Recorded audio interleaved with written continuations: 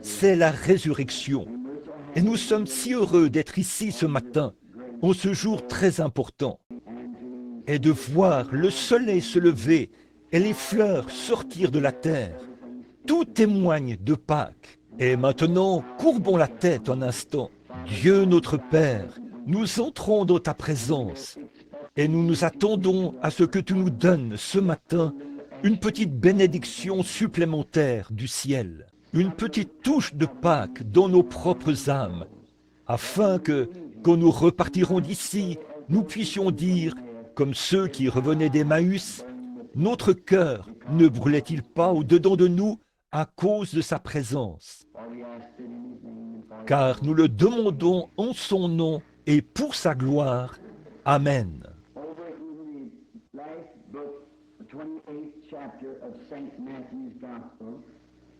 Dans le dernier livre, le chapitre 28 de l'évangile de Matthieu, le verset 7, j'aimerais lire un texte alors que nous entrons dans ce service.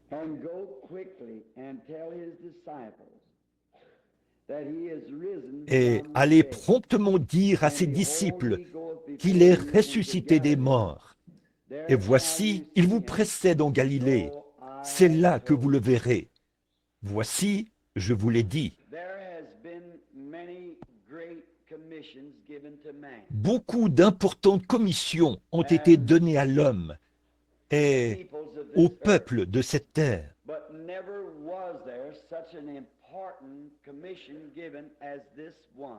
Mais jamais une commission aussi importante que celle-ci n'a été donnée. Allez dire à ses disciples qu'il est ressuscité des morts. C'est une grande commission.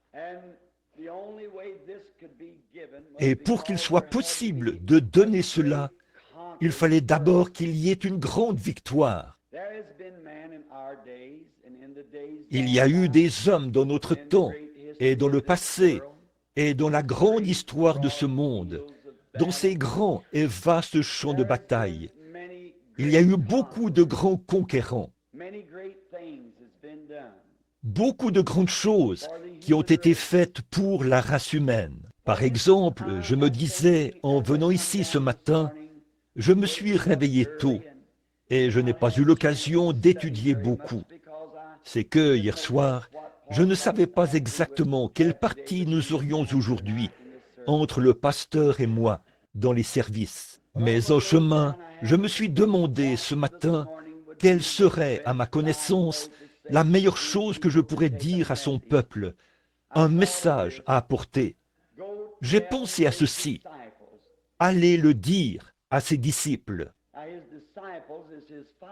Or, ses disciples sont ceux qui le suivent. Un disciple, c'est quelqu'un qui suit. Et j'ai pensé à ce sujet, le grand et puissant vainqueur.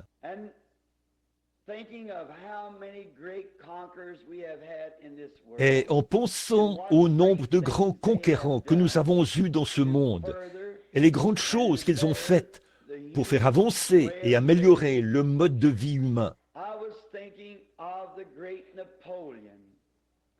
je pensais au grand Napoléon, à son époque, qu'il n'était pas exactement un Français, mais il avait quelque chose en tête.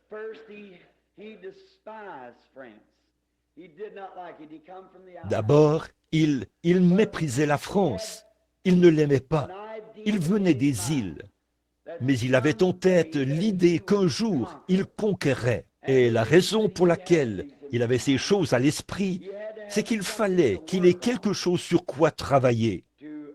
Pour chaque homme, avant de pouvoir faire un travail, il faut qu'il y ait un motif, une résolution, quelque chose sur lequel on travaille, une raison pour travailler, quelque chose qui permet d'agir.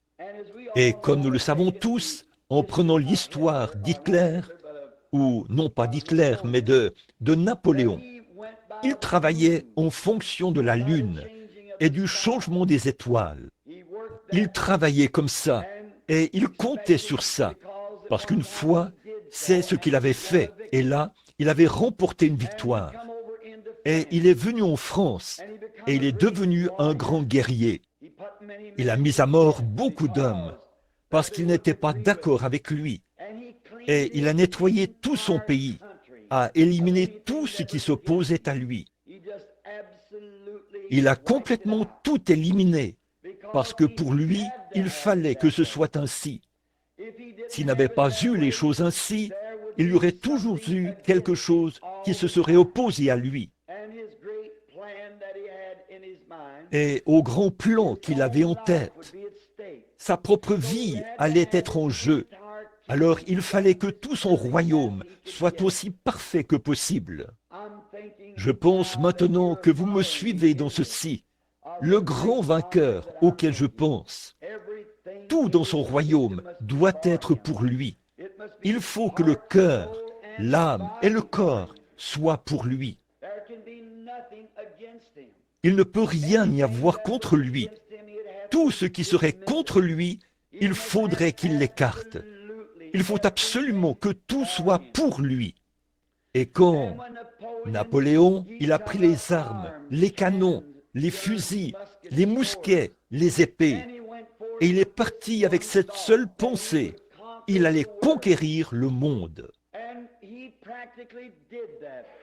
Et c'est pratiquement ce qu'il a fait à l'âge de 33 ans. Quand il était jeune homme, il était prohibitionniste. Et sa grande renommée l'a rendu si prétentieux. Et cela a tellement affecté ses nerfs qu'il est mort à l'âge de 33 ans, un alcoolique. Sa popularité, c'était trop pour lui. Et je pense à un homme qui, à l'âge de 33 ans, a conquis le monde et est mort alcoolique. À cause de sa renommée, et il a perdu le principe même pour lequel il luttait.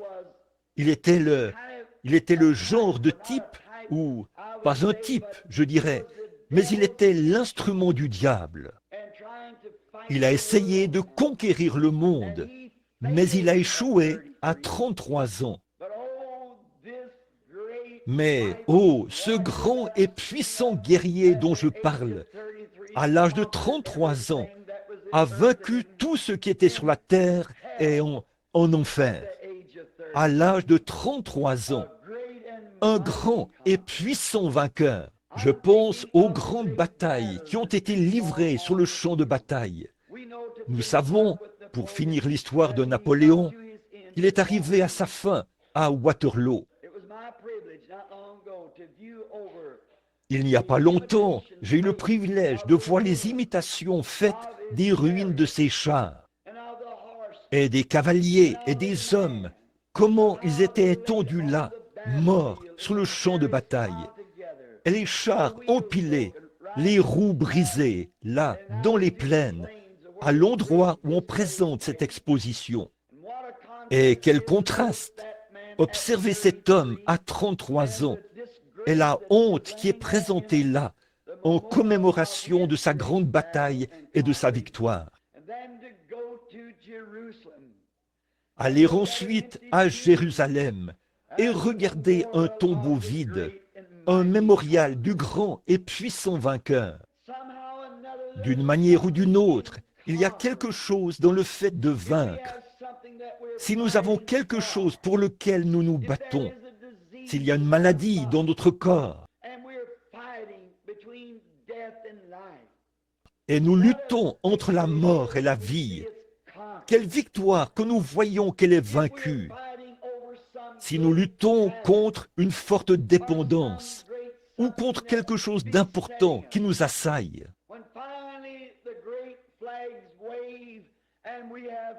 quand finalement les grands drapeaux flottent et que nous avons vaincu cela, quel sentiment cela produit en nous, car nous pouvons alors être un vainqueur. Maintenant, je pense à la dernière guerre et au moment où Hitler s'est emparé de Varsovie. Et les Allemands pensaient que c'était l'une des plus grandes victoires possibles, parce que leur grand capitaine en chef, Adolf Hitler, avait d'emblée tout détruit à Varsovie. démolit les ponts et le grand pont s'est écroulé. Les journaux ont publié de grandes photos de la chute du pont. Les Allemands ont défilé dans les rues. Ils ont battu du tambour, donné des coups de sifflet, et les milliers d'avions sont passés au-dessus de lui, alors qu'il remportait sa première grande victoire, parti comme un Alexandre le Grand ou un Napoléon à la conquête du monde. Mais comment a-t-il fini? Dans la honte, certainement. Je me souviens quand ils ont construit la grande route de Birmanie. Il doit y avoir, s'ils ont traversé la montagne. Il y a peut-être ici ce matin quelques-uns des hommes qui ont traversé cette grande route. Quelle tâche cela a été! Combien il a vraiment fallu travailler et quel grand travail ils ont accompli.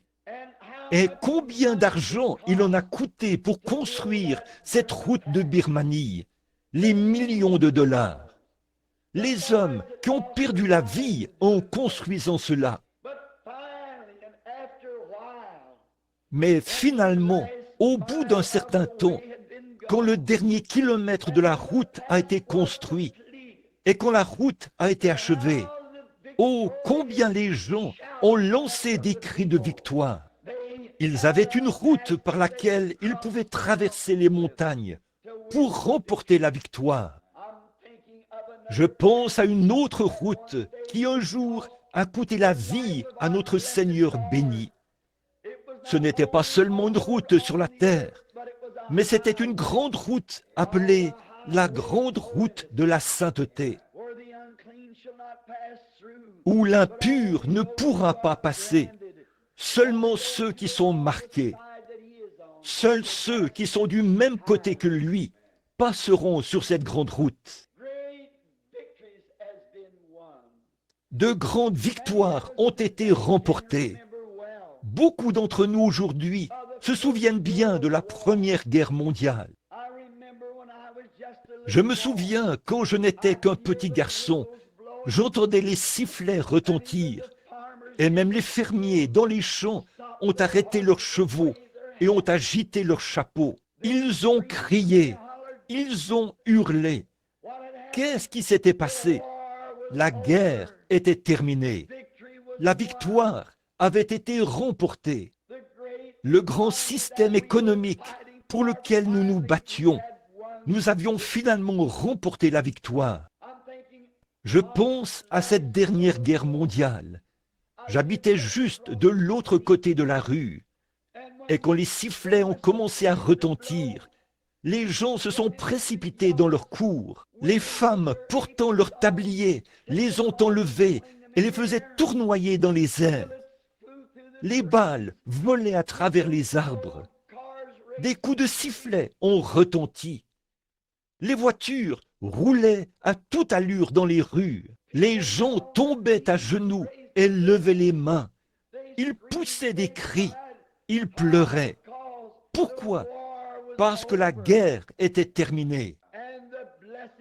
Et les bien-aimés, les chers garçons qui étaient de l'autre côté de la mer, allaient bientôt revenir en bateau à la maison vers eux. Quelle victoire! Quel moment et quelle joie dans tous les cœurs! Quel jubilé! Ce soir-là, tout le monde était d'une humeur telle qu'on aurait pu entrer dans le restaurant et manger, et en sortir sans payer pour ça. Et ça n'aurait pas été un problème. On aurait pu utiliser la voiture de l'autre homme. Ça n'aurait pas été un problème. On aurait pu demander ce qu'on voulait, et on l'aurait probablement obtenu. Pourquoi? La victoire était remportée. Les garçons rentraient à la maison. C'était fini. Et mon frère, je me dis que c'est dommage que ce genre de sentiment ne puisse pas durer toujours. Mais pour le chrétien, ce matin, la victoire est remportée. Les cloches de joie retentissent. La guerre est terminée entre Dieu et l'homme. La victoire a été remportée. Avant qu'une victoire puisse être remportée, de grands prix doivent être payés. Oh, quel prix payé! Et parfois, c'est très profond. Ça laisse de grandes cicatrices déchirantes. Mais pour avoir la montagne, il faut que nous ayons la vallée. Avant que nous puissions avoir le soleil, il faut que nous recevions la pluie. Avant de pouvoir avoir la lumière, il faut que nous ayons la nuit. Avant que nous puissions avoir le bien, il fallait qu'il y ait le mal. Sinon, on n'aurait jamais su ce qu'était le mal. Mais pour vaincre et gagner la plus grande bataille qui ait jamais été gagnée, quelqu'un est sorti de la gloire il y a de nombreuses années. Et il n'a pas pris sur lui la forme d'un ange. Il n'est pas venu en tant que grand personnage. Mais il allait prouver qu'on n'a pas besoin de mousquets et de balles, ni de bombes atomiques pour gagner une guerre. Il s'est revêtu d'humilité comme un petit bébé et il est né dans une crèche. Il n'y avait même pas de lieu pour sa naissance quand il est venu. Je veux que vous observiez le matériel de guerre qu'il a utilisé. Or, toute la race d'Adam était dans la servitude. Ils étaient là, sans espérance, sans Dieu, sans la moindre chance, sans miséricorde, sans rien qui puisse les aider.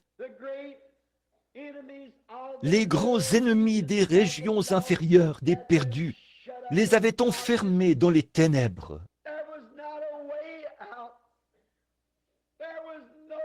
Il n'y avait pas moyen d'en sortir.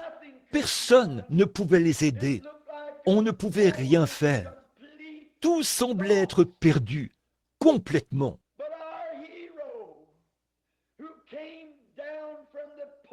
Mais notre héros, qui est descendu des portes de la gloire, il s'est abaissé, car aucun homme sur terre ne pouvait faire ce travail.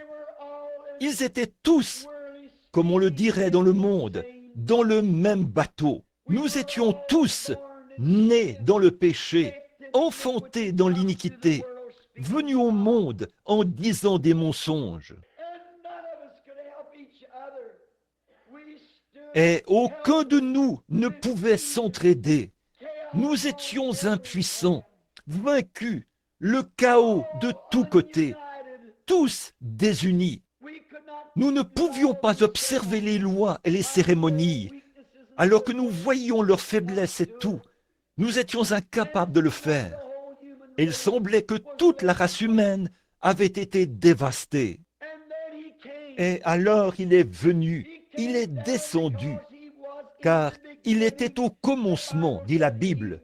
Il était la parole. Il était le Logos qui est sorti de Dieu. Et le Logos, au commencement, était la parole. Et il est devenu la parole. Alors, quand il est monté en ce jour glorieux de Pâques, il est devenu non seulement la parole, mais il est devenu le souverain sacrificateur de sa propre parole. Oh, comme c'est glorieux, frère Neville, de penser qu'il est non seulement la parole, mais qu'il est le souverain sacrificateur de sa propre parole. Comment pourrions-nous en douter? Comment pourrions-nous nous approcher de lui sans croire que nous recevrons ce que nous demandons?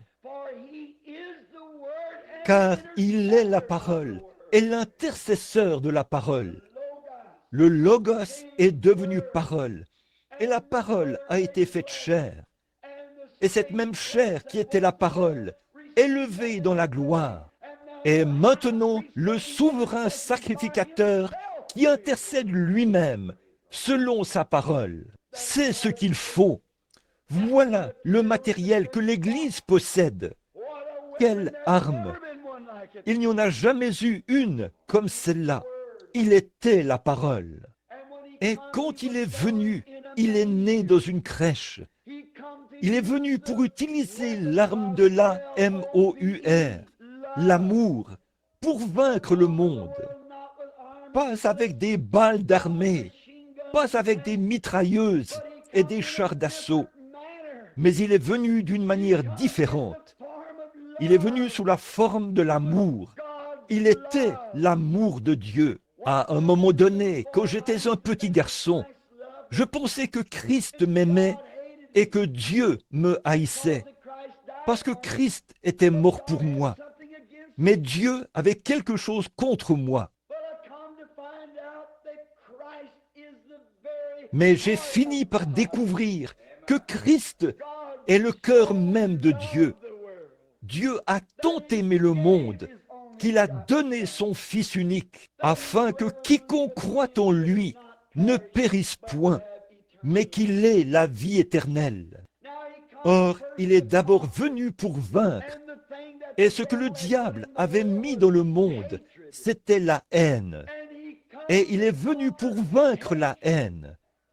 Quand nous gagnons nos batailles, et ainsi de suite, dans les batailles du monde, cela laisse toujours continuellement de la haine, parce que les batailles de ce genre sont celles de l'ennemi. Mais Christ est venu avec amour pour vaincre la haine, pour aimer ceux qui n'étaient pas aimables. Il est venu avec une arme différente et il s'est humilié, a été fait de peu inférieur aux anges, pour souffrir la mort et pour donner un exemple. Et quand il était ici sur terre, il a marché parmi les hommes. Il a démontré ce qu'étaient ses armes de guerre, quand il a guéri les malades, quand il a pris 5 petits pains et 2 morceaux de poisson, et qu'il a nourri 5000 personnes. Il a prouvé qu'il avait le pouvoir sur tous les atomes qui existaient. Non seulement il a multiplié des poissons, mais il a multiplié des poissons cuits. Non seulement il a produit du blé dans ses petits pains, mais il a produit du blé cuit dans ses petits pains. Cela montrait qu'il était ce grand et puissant vainqueur. Non seulement il a pris l'eau du puits, mais de cette eau du puits, il a fait du vin.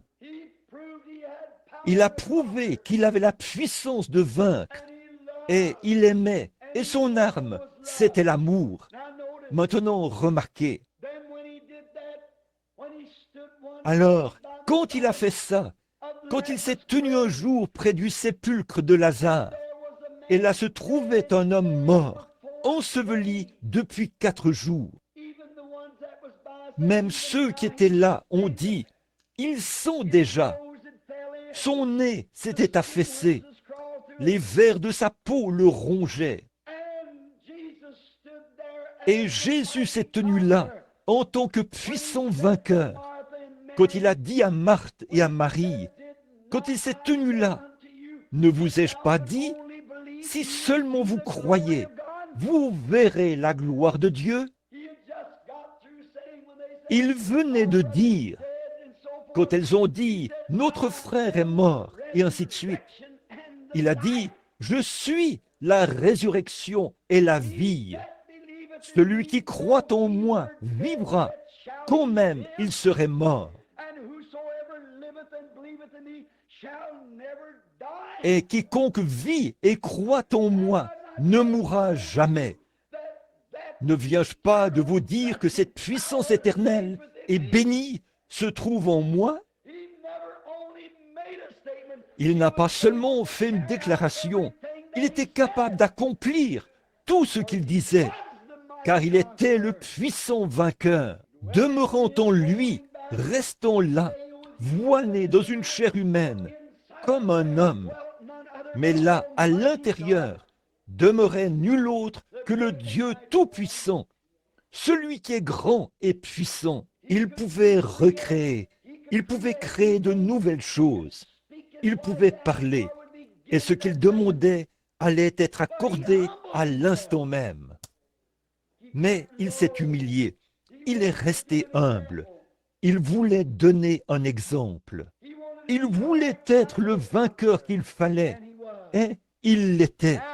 En effet, il a prouvé qu'il l'était. Comme je l'ai souvent dit dans mes réunions, peut-être que cela pourrait rendre témoignage ce matin à ce groupe de gens en ce beau matin de Pâques. Une dame, elle fait partie d'une certaine église qui ne croit pas au fait d'accepter le sang du Seigneur Jésus. Sans effusion de sang, il n'y a pas de rémission des péchés. Elle m'a dit que cet homme n'était qu'un prophète, un homme merveilleux, et que je faisais de lui une divinité. J'ai dit, il était la divinité, il était Dieu. Elle a dit, vous essayez de le rendre trop important.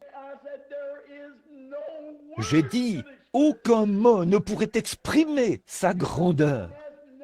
La langue humaine n'a jamais trouvé la façon de l'exprimer. Je parlais avec un homme l'autre jour, un diplomate de Washington, D.C., et il a dit, en racontant un petit témoignage, lors d'un petit déjeuner où nous étions ensemble, il a dit, « Frère Branham, j'ai été luthérien toute ma vie, mais, a-t-il dit, l'autre jour, alors que j'assistais à un réveil à l'ancienne mode, a-t-il dit, je me suis agenouillé à l'autel et je voulais avoir une expérience avec Dieu. Il a dit, et pendant que j'étais là, à genoux, or, c'est un diplomate de Washington qui a même servi sous le président Coolidge. Et quand il a levé les yeux, a-t-il dit, j'ai eu une vision de Jésus. Il a dit, je peux parler 9 langues avec facilité. Il a dit, mais de toutes ces 9 langues, je n'ai pu trouver aucun mot. Il a dit, alors j'ai simplement levé la main et il m'en a donné une nouvelle avec laquelle parler. Il a dit, je viens de voir la gloire de son visage. Cette dame m'a dit, elle a dit, frère Branham, Jésus n'était rien d'autre qu'un homme, juste un prophète. J'ai dit, il était Dieu, ma sœur. Elle a dit, vous faites de lui une divinité, mais il ne l'est pas. Alors elle a dit, en route vers le sépulcre de Lazare, la Bible dit, il pleura. Certainement, il était le cœur même de Dieu. Il a souffert comme nous souffrons. Il était chair comme nous sommes chairs. Il avait dans son corps les mêmes désirs et les mêmes choses que nous avons. Pourtant, pour devenir un sacrifice parfait, il fallait qu'il vive toutes ces choses. Il l'a fait. Mais j'ai dit, elle a dit, il a pleuré en se rendant au sépulcre de Lazare. J'ai dit, mais, oh madame, c'est vrai, il était un homme quand il pleurait. Mais quand il s'est tenu là, près de ce sépulcre, où reposaient les morts silencieux, où un corps pourri gisait, recouvert d'une serviette, quand il a dit, ôtez la pierre, il a redressé son petit corps et il a dit, Lazare, sors. Et un homme qui était mort depuis 4 jours s'est levé sur ses pieds. Qu'est-ce que c'était? La corruption a reconnu son créateur. L'âme a reconnu son maître. Et ce grand et puissant vainqueur a prouvé là qu'il a la puissance sur la mort, le séjour des morts et la tombe. Ça réjouit notre cœur, certainement. Vous parlez de frapper sur des chaudrons et de faire sonner des klaxons. Le monde devrait célébrer un jubilé ce matin, comme il ne l'a jamais fait auparavant. Des cris et des acclamations de son peuple. Parce que c'est le jour où on commémore le moment où il a vaincu le dernier ennemi et qu'il nous a libérés, nous, captifs. Oui, il était un homme, c'est vrai.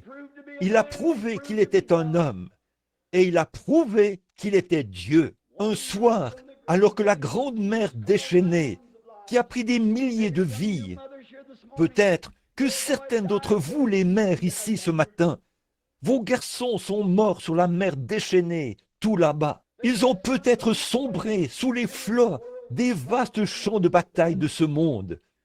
Certains de vos bien-aimés reposent là-bas, peut-être au fond de la mer. Mais un soir, alors qu'ils se trouvaient dans un petit bateau et que les vagues bondissaient sur la mer comme un bouchon de liège, il s'est levé et a posé son pied sur le bastingage du bateau. Il a levé les yeux vers le ciel et a dit « Silence !» Et aux vagues, il a dit « Tais-toi !» Et cette mer puissante est devenue lisse, si bien qu'il n'y a plus une ride sur l'eau. Certainement, il l'était. Il est vrai qu'il avait faim comme un homme. Quand il est descendu de la montagne et qu'il avait faim, il cherchait quelque chose à manger sur un arbre.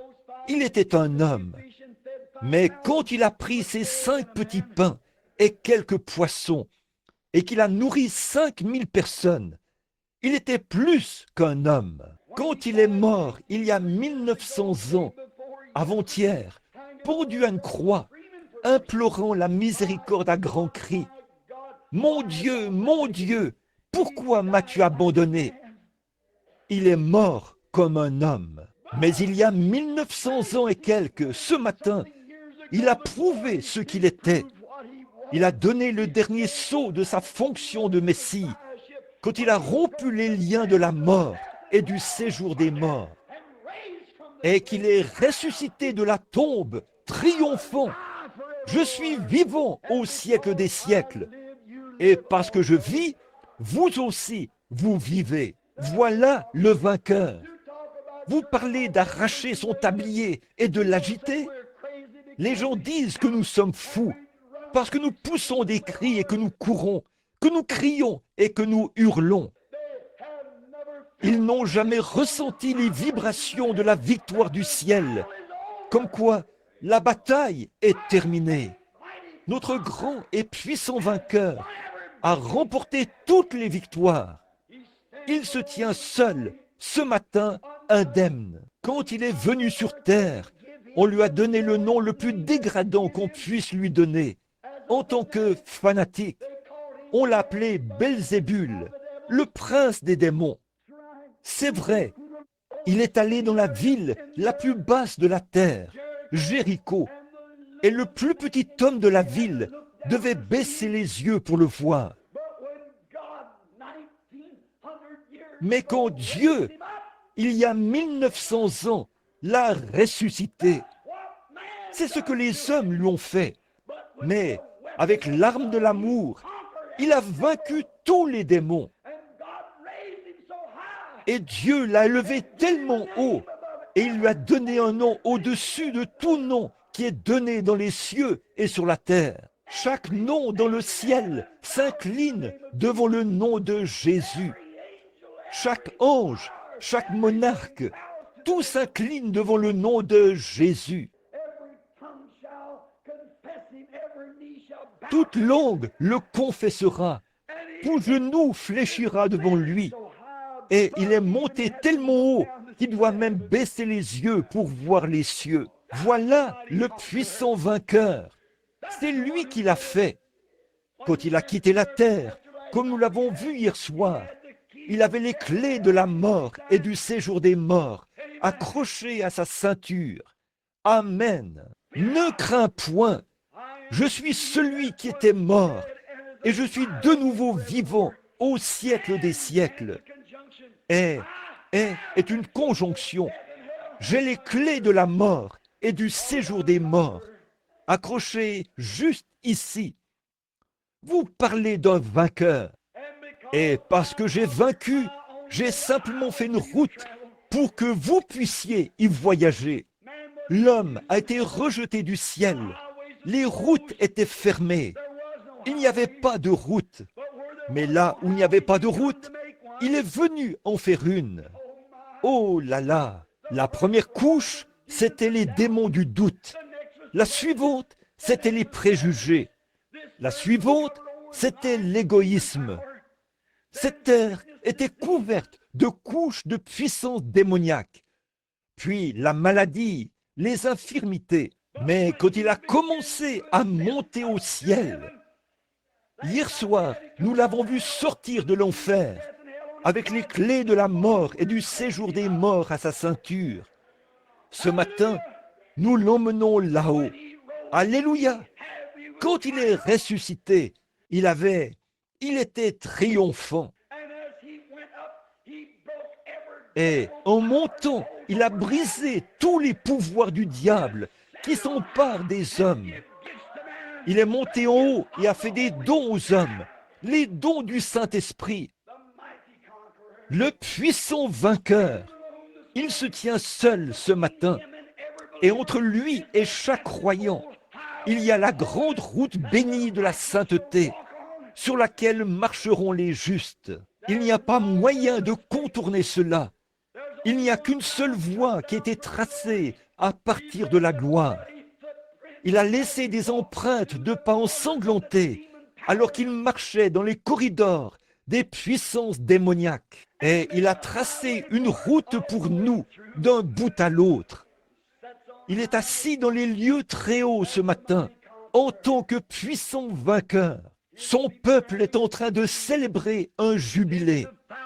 Ils sont des dizaines de milliers partout dans le monde à crier victoire. J'ai observé les gens qui adhèrent à cette vieille église formaliste et froide. Je peux imaginer quelqu'un dire « Je vais vous montrer que cela est rejeté. Tenez, dès que la première guerre a été terminée, un message a été transmis sur la route ici, dans un autobus de la compagnie Greyhound. Ils ont dit « Pourquoi tout ce bruit? Qu'est-ce qui se passe ?» Et l'un d'eux a dit « Regardez ça, voici le journal. La guerre vient de prendre fin. » Et tout le monde pleurait et poussait des cris. Mais une femme a dit « Oh là là, pourquoi fallait-il que ça se termine comme ça ?» Elle a dit « Si seulement ça avait pu durer quelques jours de plus, a-t-elle dit. Jean et moi, nous aurions pu nous la couler douce. Elle a dit « Nous aurions pu faire cela. » Il y avait un homme debout à l'arrière de l'autobus. Il a saisi cette femme et il l'a presque jetée dehors par la porte. Et quand la police a arrêté cet homme, il a dit « La raison pour laquelle je l'ai fait, a-t-il dit, c'est que cette femme n'a personne là-bas dont elle se soucie. Mais moi, j'ai 2 garçons là-bas. » Il a dit « Je ne pouvais pas contenir mes émotions. Oh frère, j'ai un père là-bas. J'ai des bien-aimés là-bas. Ça signifie quelque chose pour moi. Quand Jésus a vaincu, j'ai une femme, j'ai un bébé, j'ai des bien-aimés. Ce grand et puissant vainqueur. Vous pouvez m'appeler un exalté ou un fanatique religieux ou ce que vous voudrez. Mais quand je pense que cette grande guerre est réglée, le prix est payé, la victoire est remportée, Jésus est ressuscité des morts, le saut final de sa fonction de Messie qui montre que tout est terminé. Il est vivant ce matin et il a les clés de la mort et du séjour des morts. J'ai des bien-aimés qui sont de l'autre côté de la frontière là-bas. Je suis sur cette ancienne grande route, je monte les voir. Ne pensez pas que je suis fou. Oh, mais je suis si heureux que ce soit réglé. C'est une œuvre achevée. En vivant, il m'a aimé. En mourant, il m'a sauvé. Enseveli, il a emporté mes péchés au loin. En ressuscitant, il a justifié gratuitement pour toujours. Un jour, il reviendra. Ô jour glorieux! Ce baptême béni du Saint-Esprit pour nous guider sur cette merveilleuse grande route. Oh, comme il est glorieux! Comment pourrais-je jamais en avoir honte? Je prends la même position que Saint Paul ce matin en disant ceci. Je n'ai pas honte de l'évangile de Jésus-Christ, car c'est la puissance de Dieu pour le salut. C'est la puissance sur la maladie. C'est la puissance sur la mort. C'est la puissance sur la tombe. Quand ce brave apôtre sérieux est arrivé au bout de sa route et qu'on a creusé sa tombe là-bas et qu'il s'est trouvé confronté à la mort, il a ri en face de la mort. Il a dit, « Mort, où est ton aiguillon? Tombe, où est ta victoire ?» Alors, il a poussé des cris de louange à Dieu. Mais grâce soit rendue à Dieu qui nous donne la victoire par notre Seigneur Jésus-Christ, le vainqueur le plus puissant qui ait jamais vécu, le vainqueur le plus puissant qui soit jamais mort, car il était le seul qui pouvait vaincre, mourir et vaincre la mort elle-même, et ressusciter en triomphe. Il a prouvé ce qu'il était. C'était le dernier saut de sa fonction de Messie. Et maintenant, s'il se trouvait quelqu'un dans ce bâtiment ce matin qui est un membre d'église tiède et qui ne connaît pas la joie de la bataille terminée, les gens poussent des cris, les gens se réjouissent, les gens pleurent. Vous dites, qu'est-ce qui se passe avec eux? Ils savent que c'est une chose achevée. C'est terminé. Certainement, nous battons des instruments de musique.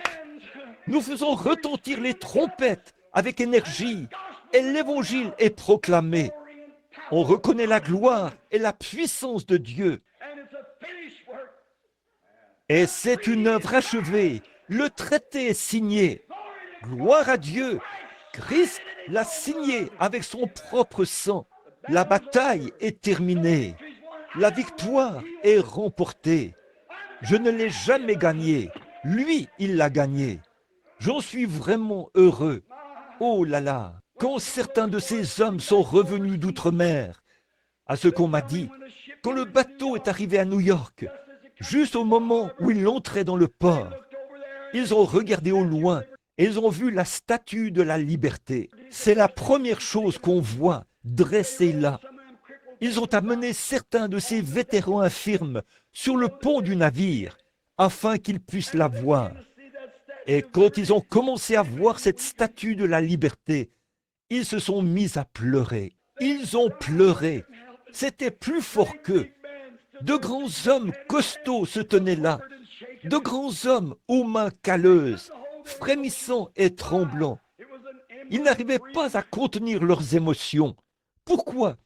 C'était un emblème de la liberté. Juste derrière cette statue de la liberté se trouvait, il y avait papa, maman, des bien-aimés, une chérie, une femme, un bébé. Tous ceux qui leur étaient chers sur cette terre se trouvaient là, derrière cette statue. Et juste avant d'arriver, ils ont reconnu que c'était le pays de la liberté et la patrie des braves. Certainement, ça vous fait tressaillir d'émotion, ce vieux drapeau qui flotte. Pensez-y, un vétéran marqué par les combats qui entre dans le port. Certainement, c'était un moment merveilleux.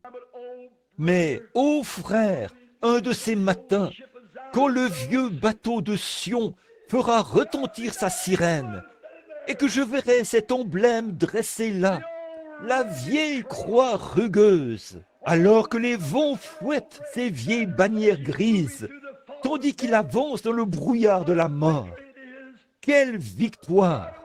Eh bien, ce n'est pas étonnant que nous n'arrivions pas à contenir nos émotions. Quelque chose est arrivé. Nous sommes devenus concitoyens. La chose est achevée. Quand ils ont construit le grand pont entre le nord et le sud de l'Australie, pour relier Sydney au sud de Sydney, comment chaque homme a pris, eh bien, ils ont parcouru tout le pays pour essayer de trouver un homme pour le faire. Ce travail était si considérable qu'ils disaient que personne ne le ferait. Finalement, un homme de l'Angleterre a dit je vais faire le travail. Et quand il est arrivé là-bas pour faire ce travail, il a testé chaque boulon qui était utilisé pour le pont. Sa réputation était en jeu. Il a testé toute la boue et tout ce qui y descendait. Il est allé de lieu en lieu pour trouver ce qu'il y avait de mieux. Il a trouvé les meilleurs mécaniciens, les meilleurs chimistes, tout ce qu'il pouvait trouver de mieux pour l'entourer. Et finalement, quand le pont a été achevé, le jour est venu où il devait être testé. Les critiqueurs se sont tenus à l'écart et ils ont dit « ça ne tiendra pas, ça va s'écrouler, le fond est trop sablonneux ». Mais il avait creusé très profondément. Il avait confiance, il savait que tout avait été testé. Et il a dit « je franchirai moi-même le pont le premier ». Et alors qu'il traversait le pont devant le maire, qui était derrière, comme ça, et les grands trains, à peu près 6 de front, qui traversaient et secouaient ce pont. Le grand homme qui l'a conçu a marché devant ce cortège, comme ceci. S'il tombe, je tombe avec lui. Mais il avait confiance. C'est comme ça que notre Seigneur béni a agi quand il a fait son Église. Il teste chaque boulon, tout ce qui la compose, car elle doit être lavée par le sang. Et l'un des critiqueurs se tenait à l'écart. Il a dit, cette bande d'exaltés, ils n'y arriveront pas.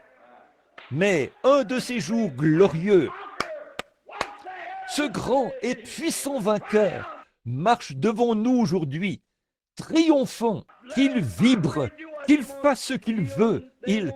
On n'y trouvera pas un seul défaut, nulle part, car il a préparé le chemin et l'a achevé.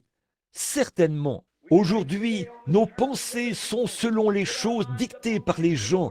Notre esprit est fixé sur les choses du monde. Mais permettez-moi de vous dire quelque chose, frère, que je n'ai jamais honte de l'Évangile. Oh, frère, je suis simplement quelqu'un à l'ancienne mode, né de nouveau, né du Saint-Esprit, de l'Esprit de Dieu. Je suis né comme ça. C'est tout ce que je suis et tout ce que je veux être. Une fois, il n'y a pas longtemps, il y avait une jeune fille qui était partie à l'université. Et c'était une charmante petite fille. Et quand elle est rentrée chez elle, elle a apporté quelques-unes de ses opinions venant de l'université. Et peut-être que ce matin, certains d'entre vous avaient quelques-unes de vos opinions venant de l'extérieur. Peut-être que vous avez apporté à l'Église beaucoup de vos opinions. Eh bien, débarrassez-vous-en. C'est la meilleure chose à faire. Alors cette jeune fille, quand le train s'est arrêté à la gare, elle avait amené une jeune fille avec elle, une de ces espèces de petites dégourdies, vous savez, du genre Elvis Presley. Et quand elle se tenait là, vous savez, à la station de train, sa mère était à l'extérieur, une vieille femme qui se tenait là, le visage couvert de cicatrices, des petites épaules tombantes, portant une petite robe de calicot, un petit châle sur les épaules.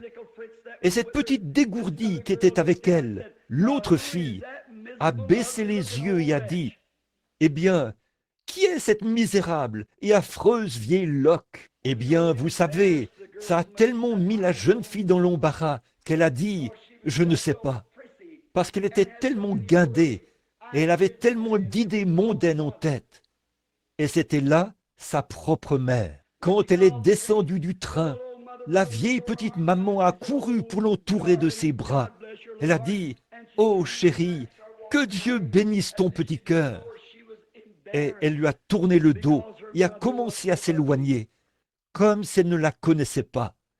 Elle était gênée, parce que sa mère était tellement laide. Et il s'est trouvé que le conducteur de ce train connaissait l'histoire. Il s'est avancé là, il a posé ses mains sur l'épaule de cette jeune fille. Il l'a fait tourner devant cet auditoire. Il a dit, « Honte à toi, honte à toi. » Il a dit, « J'ai vu l'époque où ta mère était 10 fois plus jolie que toi. » Il a dit, « J'habitais dans le quartier. » Et il a dit, « Tu étais un petit bébé et tu étais à l'étage, dans ton berceau. et ta mère suspendait des vêtements dans la cour de derrière. Il a dit, tout à coup, l'appareil de chauffage a pris feu et toute la maison s'est embrasée. Et quand ta petite maman a couru, elle savait que tu étais à l'étage, là-haut. Il a dit, les gens criaient et ont essayé de l'attraper. Mais elle a arraché ce qu'elle portait et elle a couru à travers ces flammes en montant à l'étage. Elle a retiré ses vêtements et les a utilisés pour t'envelopper. Et la voici qui est revenue, sortant des flammes en te portant. Elle s'est évanouie dans la cour avec toi dans ses bras. Et il a dit, elle a pris ce qui l'aurait protégé et elle t'a protégé. Et il a dit, la raison pour laquelle tu es jolie aujourd'hui, c'est pour cette raison qu'elle est laide. Et tu veux me dire que tu aurais honte de ces cicatrices que porte ta mère? Je pense aujourd'hui, si Jésus porte sa croix tout seul et le reste du monde vivrait dans l'insouciance, il y a une croix pour chacun et il y a une croix pour moi. Si Jésus était considéré comme Belzébul par ce monde, on s'est moqué de lui et on l'a méprisé. Il a été pendu à une croix et il a été déshonoré pour moi.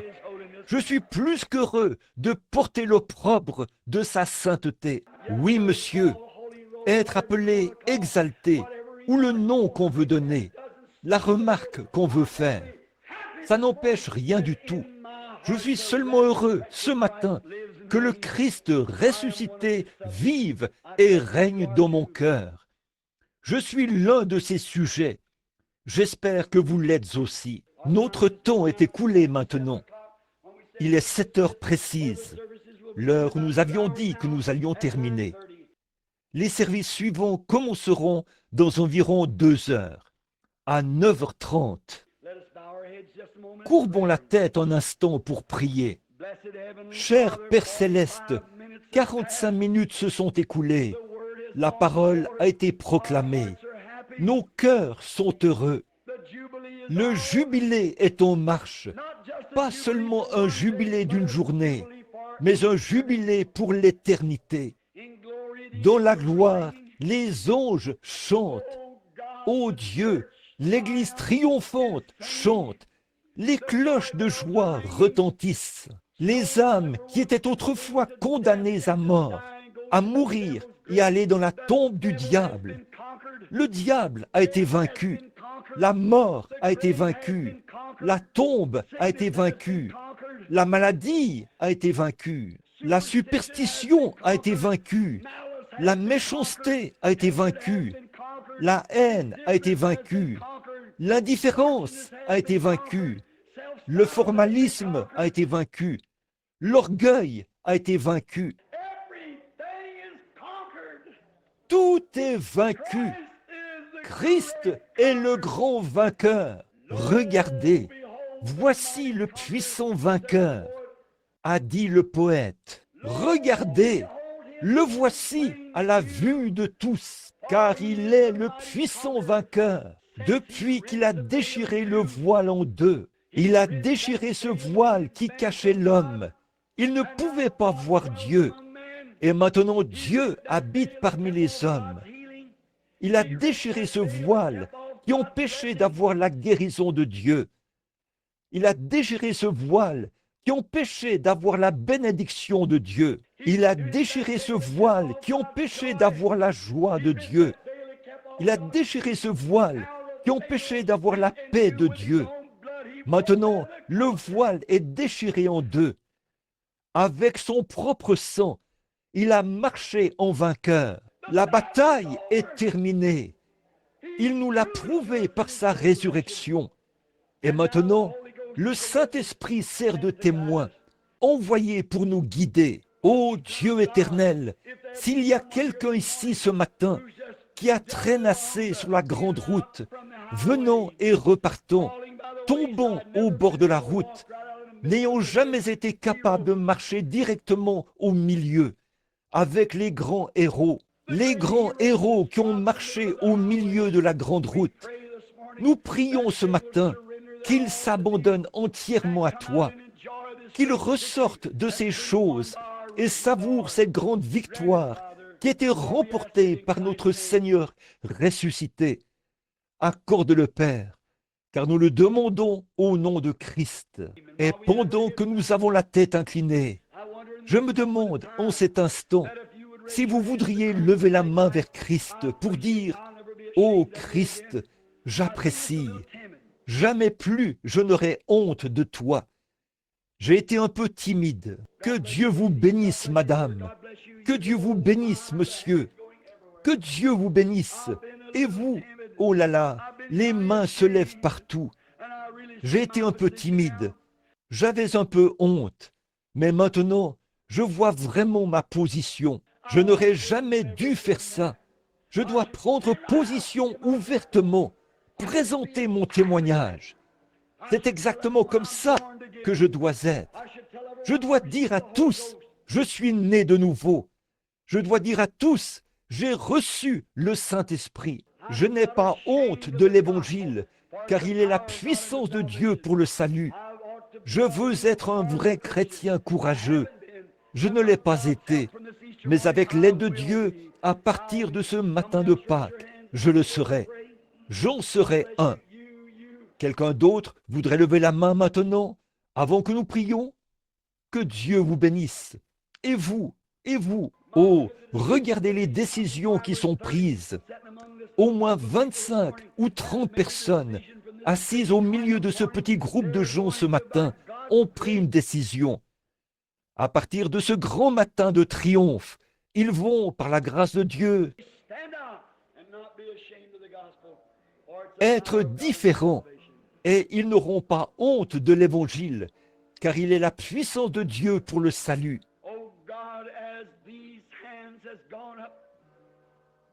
Ô Dieu, alors que ces mains se sont levées et que la musique résonne doucement sur la route, alors que nous sommes passés de la mort à la vie, car tu as dit, celui qui écoute mes paroles et qui croit à celui qui m'a envoyé a la vie éternelle. Ils sont passés de la mort à la vie parce que tu es devenu la mort pour qu'ils puissent devenir la vie par ta résurrection. Tu as été fait inférieur aux anges. Tu es descendu pour être un homme. Tu es sorti de cette grande théophanie dans l'au-delà. Tu as été fait chair et tu avais du sang. Et tu as versé ce sang afin que tu puisses fournir un moyen d'échapper pour chacun de nous. Non seulement l'as-tu fait, nous l'avons lu dans la Bible, mais tu l'as prouvé de façon infaillible en ressuscitant des morts et en ressuscitant les morts quand tu étais ici sur terre. Non seulement cela, mais tu l'as doublement prouvé, comme tu l'as fait pour Abraham. Maintenant, en plus, tu as fait revenir le Saint-Esprit comme témoin, et nous avons sa présence bénie avec nous et en nous qui nous guide, nous conduit dans toute la vérité et dans la lumière. Nous te remercions pour ces nombreuses mains qui se sont levées ce matin pour dire « Je prends maintenant Christ comme mien ». Ô Dieu, s'ils n'ont jamais été baptisés dans l'eau, ce qui représente la grande mort, l'ensevelissement et la résurrection de leur Seigneur béni, puissent-ils revenir au service ce matin, apporter leurs vêtements et être prêts pour descendre dans ce baptistère glacé. Accorde-le, Père. Bénis-nous, pardonne-nous nos péchés. Nous te donnerons la louange tout au long des âges à venir. Quand la bataille sera terminée, que la fumée se sera complètement dissipée et que nous aurons terminé d'exprimer toute la joie par ces lèvres terrestres avec lesquelles nous te louons de toutes nos forces, il nous faudra de nouvelles voix, de nouveaux êtres pour te louer. Puissions-nous alors entrer avec joie, car nous le demandons au nom de Christ. Amen.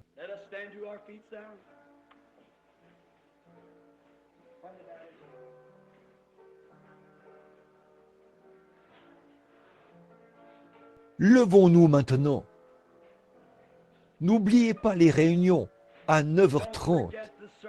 Rentrez chez vous, prenez votre petit déjeuner, revenez.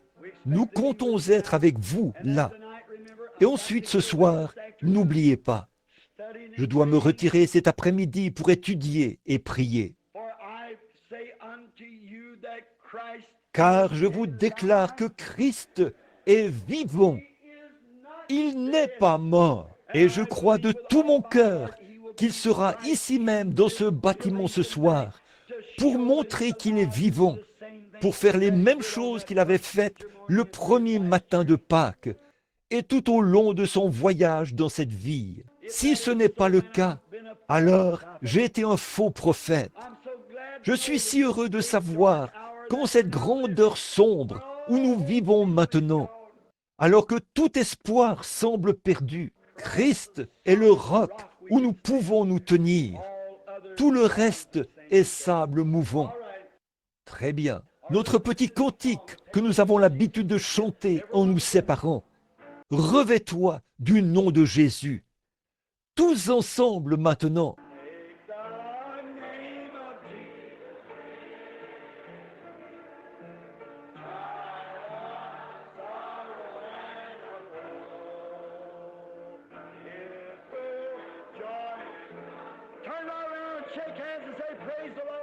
Tournez-vous, serrez-vous la main et dites « Gloire au Seigneur » à quelqu'un près de vous.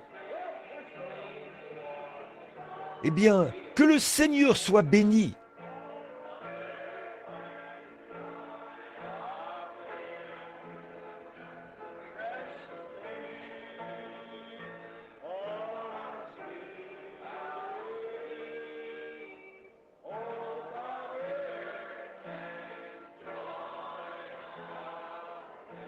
Maintenant, que tout le monde regarde par ici, louons-le simplement. Levons simplement les mains et disons « Merci Seigneur d'avoir sauvé mon âme ». Très bien, tout le monde.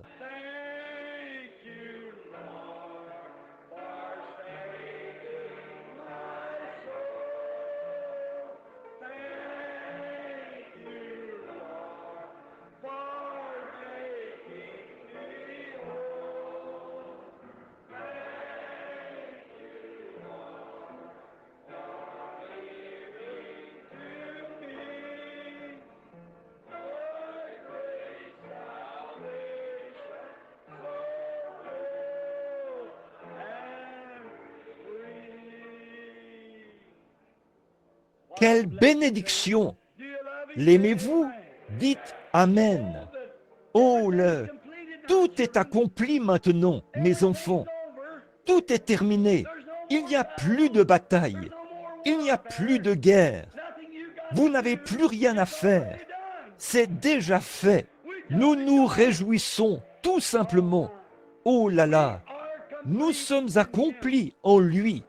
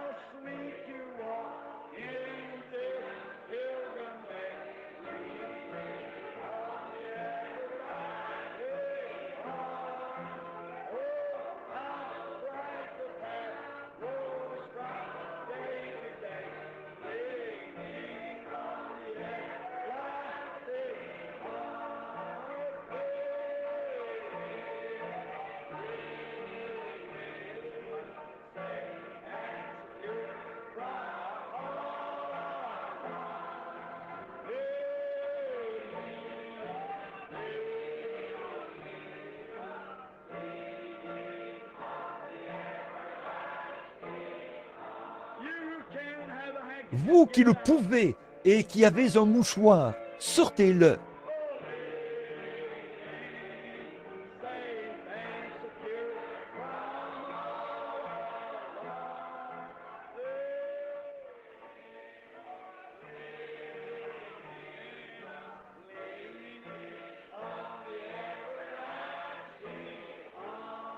Maintenant, votre Bible.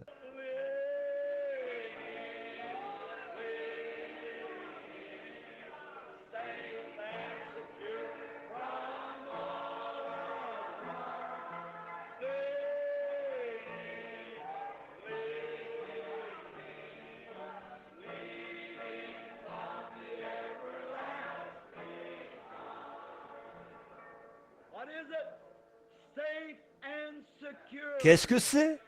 Bien à l'abri. Tout est terminé. Tout est achevé. La bataille est terminée. Le dernier sceau est brisé. Il est monté. Alléluia!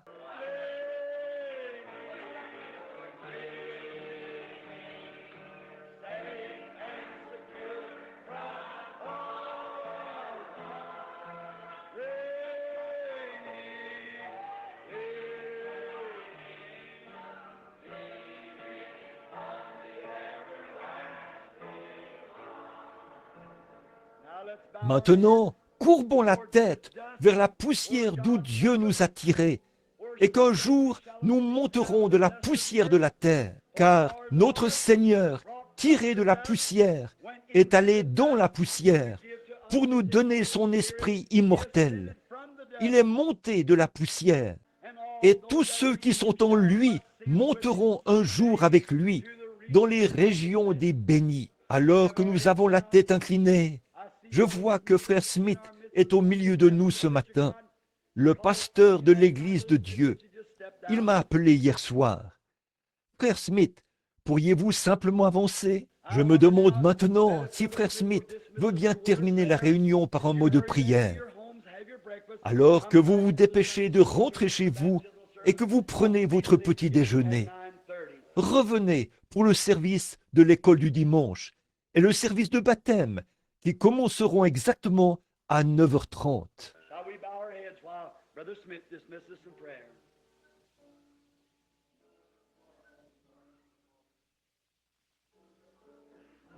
Pourrions-nous courber la tête pendant que frère Smith termine la réunion par la prière?